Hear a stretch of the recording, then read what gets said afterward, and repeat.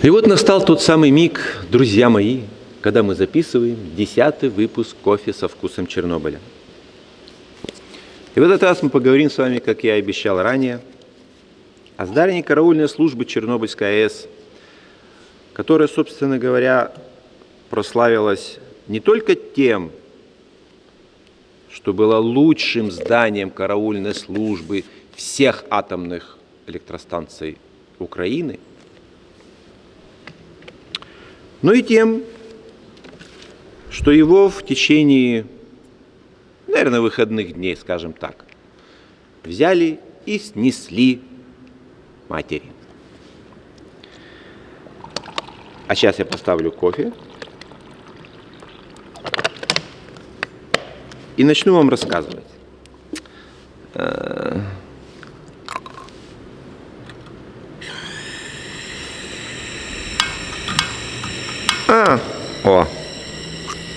Доработала. История здания караульной службы Чернобыльской атомной электростанции. Сама идея построить данное здание возникла где-то в начале 90-х, когда пришло понимание, что объект укрытия нужно локализовать от остальной промплощадки Чернобыльской АЭС, чтобы персонал 1, 2, 3 блока не имел свободного доступа в столь опасный в радиационном плане объект. На тот момент, где-то в конце 80-х, начале 90-го, я помню, это был какой-то такой простенький заборчик, как потом говорили, мы его слепили из того, что было. И вот в начале 90-х решили заняться этим вплотную и сделать нормальную физическую защиту.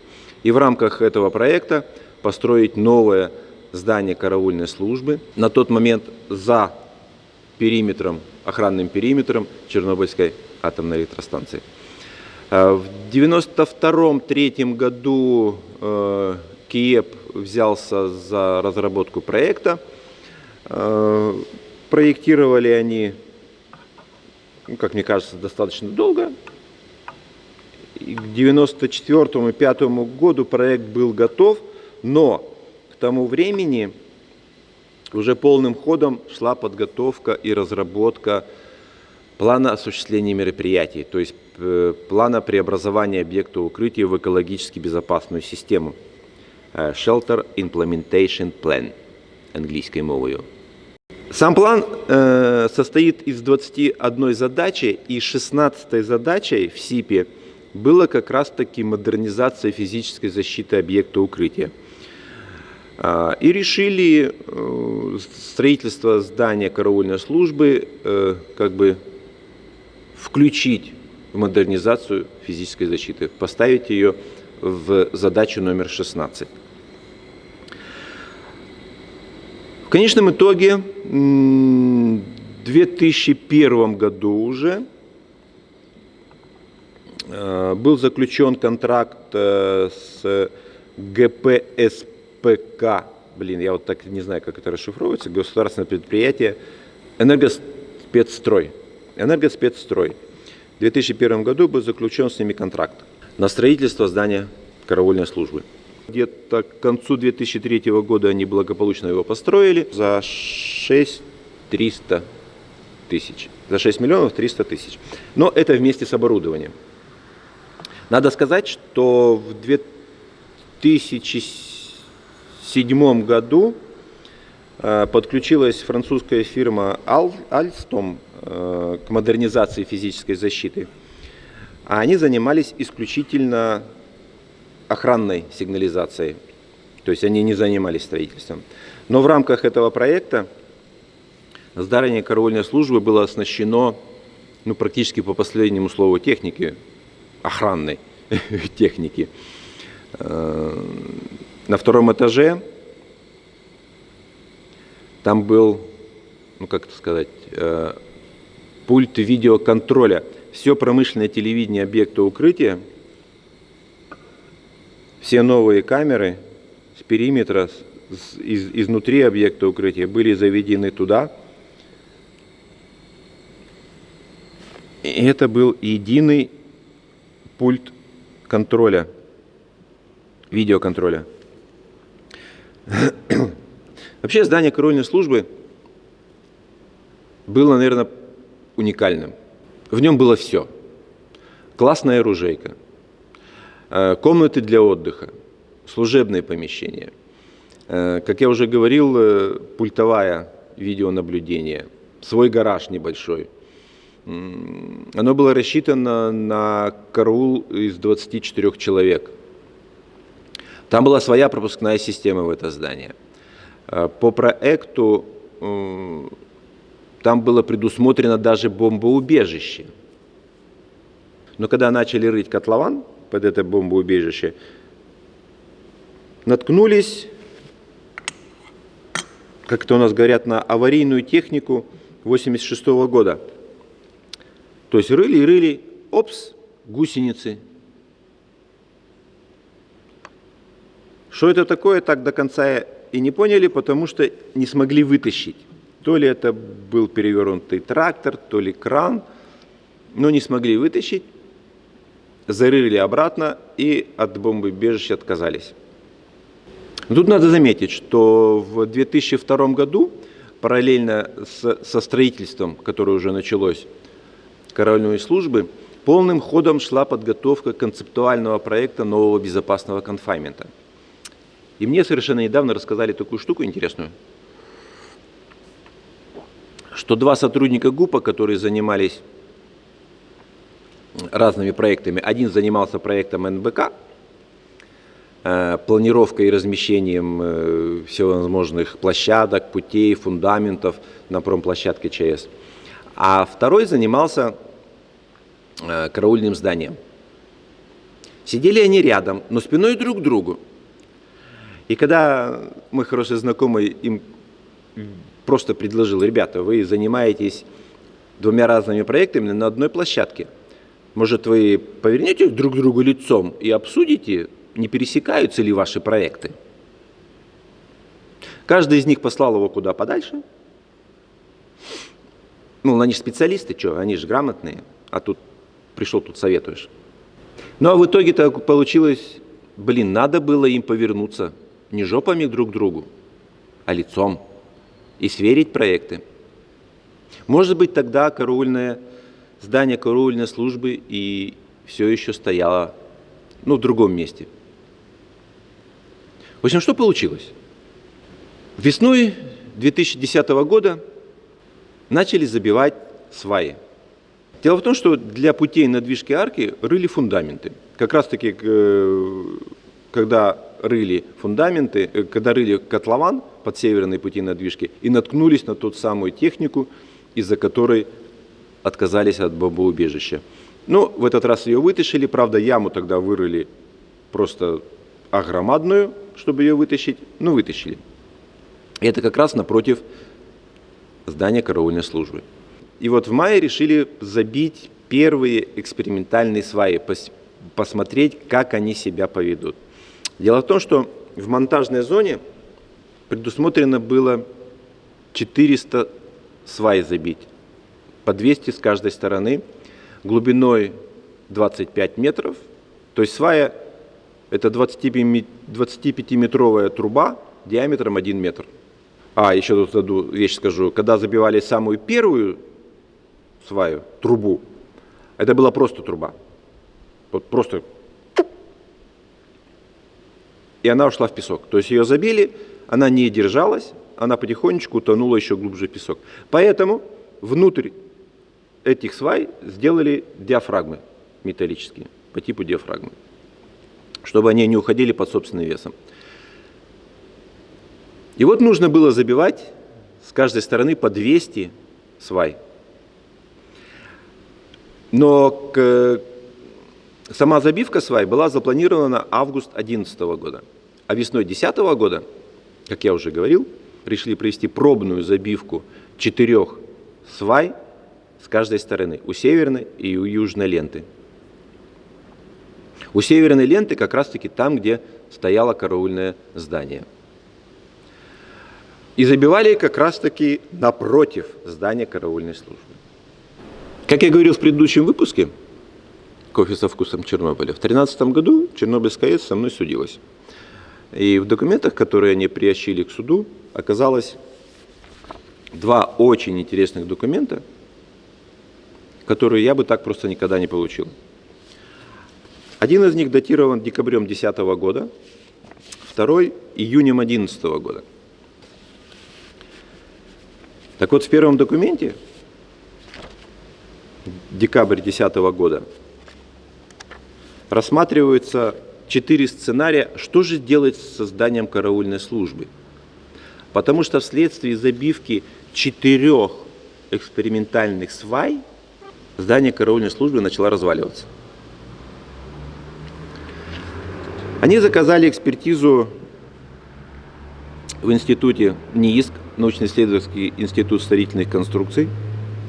В результате проведенного обследования было обнаружено наличие целого ряда наклонных трещин с раскрытием до 4 мм, наличие на уровне пола первого этажа на длине около 6 метров горизонтальной щели с максимальным раскрытием до 40 мм, смещение стен, наличие целого ряда щелей, смещение перегородок и щелей по швам, плит, покрытий и перекрытий. То есть осенью 2010 года, через полгода после экспериментальной забивки свай, НИИСК пришел к выводу, что здание находится в аварийном состоянии. И эксплуатировать его не стоит. И в этом документе рассматриваются 4 варианта. Самый первый вариант – это развалить и построить новое здание. То есть исправить ошибку, которую совершил ГУП в самом начале, выбрав нехорошее место, не учитывая то, что тут будет проходить пути надвижки, тут будут забиваться сваи. Это не было учтено, и в этом была их ошибка. Следующие варианты рассматривались. Это перенос щита управления за видеоконтролем в здание смотрового павильона, строительство нового здания. А в конечном итоге остановились на 3-м или 3А, он назывался вариант, когда видеоконтроль перенесли в здание смотрового павильона на 2-м этаже. Так что те туристы, которые приезжают на объект укрытия, на смотровой павильон, это там, где вот ладошки стоят, подчеркиваю, да? Рядом с павильоном, где стоит макет, через стеночку находится пульт контроля видео. Нет, пульт видеоконтроля за объектом укрытия. Туда вход запрещен, конечно же. А все остальное перенесли в здание цеха эксплуатации объекта укрытия, которое находилось и до сих пор находится в дальнем углу промплощадки объекта укрытия и Чернобыльской АЭС. Но чем интересен второй документ? Сами формулировки просто шикарные. В данном документе описывается основание для сноса караульного здания, расположенного в 5 метрах от северной стороны зоны выполнения строительных работ объекта НБК. Зона монтажа фундаментов представляет собой стальные сваи диаметром 1 метр и длиной 25 метров. Устройство сваи осуществляется их забивкой в земную поверхность при помощи вибромолота. Кстати, да, когда вот забивали вот те экспериментальные сваи, 4 штуки, я тогда был еще на площадке, ощущение, я вам скажу, впечатляет, так скажем. Когда этот молот бабахает по этой свае, такое ощущение, что вся земля вот так вот поддрагивает, вся промплощадка дребезжит. Неудивительно, что здание караульной службы развалилось. А вот, выбор настоящего месторасположения данного караульного здания вызывает удивление. Это в официальном документе. Вызывает удивление. Принимая во внимание тот факт, что оно было сооружено еще во время выполнения концептуального проектирования НБК. Согласно данному проекту, зона монтажа находится непосредственно напротив караульного здания, и его снос предполагался в любом случае. Ребята, как вы выбирали? В чем же еще тут нюанс? Так как С караульным зданием нужно что-то делать, а основной проект из-за этого тормозится. Основной проект – это строительство НБК. А простой там, довольно хорошие штрафные санкции, и каждый простой там не 1 миллион стоит. Задержка проекта. Вот тут интересен пункт 4. Причиной повреждения караульного здания, вне всякого сомнения, является выполнение работы по забивке свай вблизи данного объекта. Однако предполагаемые вибрационные уровни в месте расположения караульного здания согласно международным стандартам не должны были нанести ему ущерб. Ущерб был спровоцирован чрезмерным проседанием почвы под зданием, явлением, которое наблюдается впервые. То есть как бы никто не виноват вообще, что оно просело. Грунт вот такой вот попался, нехороший. Согласно условиям контракта, подрядчик не несет ответственности за непредвиденные почвенно-грунтовые условия. То есть это написано для того, чтобы оградить подрядчика за задержки. Концептуальный проект, положенный в основу проекта, предъявленного на тендер, определял зону монтажа арки непосредственно в месте расположения караульного здания. Данный предмет не был включен в объем работ по контракту, и для подрядчика совершенно естественно считать, что караульное здание будет перемещено в другое место. Выводы.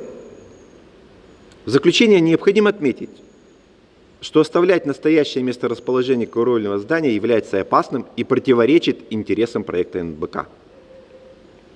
Снос караульного здания должен быть предусмотрен заказчиком, либо отдельно описан в объеме работ НБК. Ущерб, нанесенный зданию из-за чрезмерного проседания почвы, что является непредвиденным почвенно-грунтовым основанием, выходит за рамки ответственности подрядчика. Ряд обоснованных причин свидетельствует о необходимости сноса караульного помещения. Подрядчик предложил свое содействие с целью оперативного осуществления переноса, гарантируя выполнение данных работ на соответствующем уровне. То есть снос караульного здания был осуществлен за счет подрядчика Новарка. Основания для рекомендуемого сноса здания следующие. Дальнейшее выполнение работ по забивке свай, вероятнее всего, разрушит здание полностью, благодаря непредвиденному проседанию почвы. Напомню, этот документ составлялся в июне 2011 года, а основные работы по забивке свай намечены на конец августа этого же 2011 года. Изменение концепции забивки свай не является выходом из ситуации по техническим и нормативным причинам. Дело в том, что на площадке монтажа НБК было два вида свай. Одни забивались вибромолотом, а вторые делались буроинъекционным способом. Невозможность решения вопроса по сносу караульного здания ставит под угрозу выполнение строительных работ по утвержденному графику. И здание снесли. Что в этом, как поучительного или... Для меня здесь показательно, что даже в таком простом деле, казалось бы, простом деле, как выбор места, согласование двух проектов, станция опять оказалась, грубо говоря, в заднице. Изначально можно было порадоваться, что хотя бы один проект на площадке Чернобыльской АЭС выполнен в срок, классно, красиво. То есть здание караульной службы построили великолепно, оно просто было шикарным. И тут облажались. Жалко, классное было здание, красивое. Главное, очень удобное для людей, которые несут службу по охране столь ядерно опасного объекта. Но они лишились этого здания. А под конец, вишенка на торте, я хочу вам зачитать небольшой абзац из документа, датированный маем 2007 года. Полным ходом шла подготовка к подписанию контракта с Новоаркой на сооружение НБК.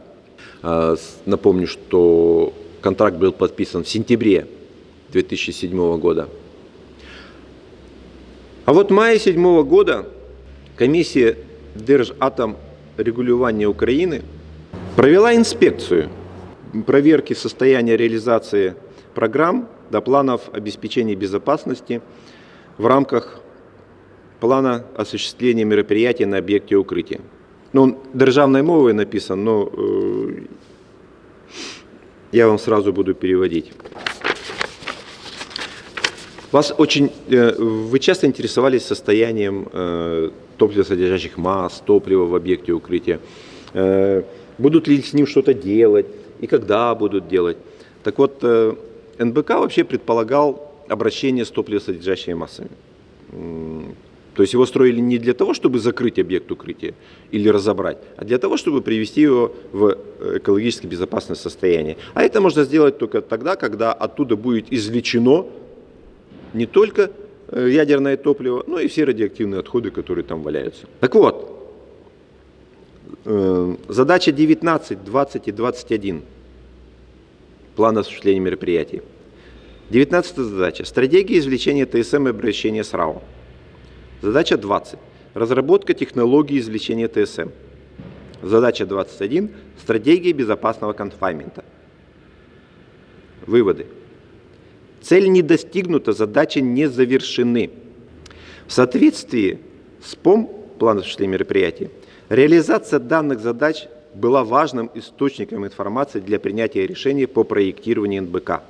Группа управления проектом свела всю работу по этим задачам к разработке системы мониторинга ТСМ, наблюдения за поведением ТСМ. И доказательству того, интересно, да? Что сейчас нет необходимости в извлечении ТСМ ранее, чем через 50 лет. Отсутствие концептуального проекта извлечения ТСМ не позволит продемонстрировать, что НБК учитывает вопросы будущего извлечения топливосодержащих масс. Такой подход не позволил разработать проект безопасного конфайнмента, то есть поставить четкую задачу подрядчику по строительству НБК, что и как строить. Потрясающий документ вообще. Но вишенка на торте, имея все возможности, эксплуатирующая организация не воспользовалась возможностью значительно увеличить уровень безопасности объекта укрытия, да перенесла всю тяжесть этого на наступные поколения. Так вот, уже в 2007 году, до подписания контракта с Новоаркой, Державная инспекция пришла к выводу, что Чернобыльская атомная электростанция, тяжесть решения и ответственность принимаемых решений по извлечению топливно-содержащих масс перекладывает на плечи наступных поколений. Под конец я хочу вам сказать, что мы с Аней берем отпуск и не будем делать видео для Ютуба. Мы с Аней займемся подготовкой переиздания книги «Живы, пока нас помнят». Есть материал, которым можно ее дополнить. Короче, мы с вами пока прощаемся. Книга планируется где-то весной. Но следующий выпуск «Кофе со вкусом Чернобыля», я думаю, мы сделаем январь-февраль. Ну, где-то так. И поговорим про НБК. Наконец-то. Там есть о чем поговорить. Ну а пока будем жить. Все, иди выключай.